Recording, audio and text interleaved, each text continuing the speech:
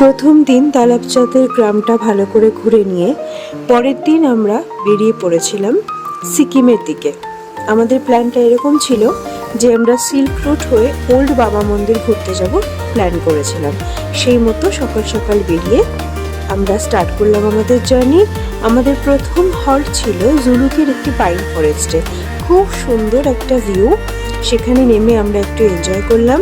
তারপর আমরা আবার বেরিয়ে পড়লাম হরভজন সিং এর বাবা মন্দিরের দিকে।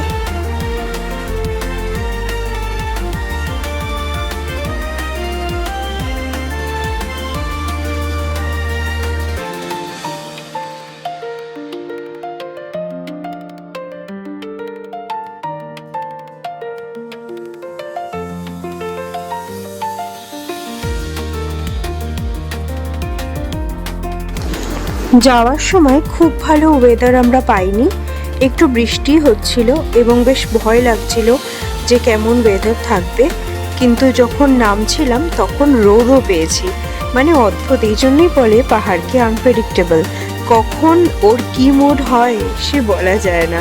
অপূর্ব সুন্দর দৃশ্য। নামার সময় সিল্ক রুটটা কেমন ছিল সেটা পরের ব্লগে দেখাবো।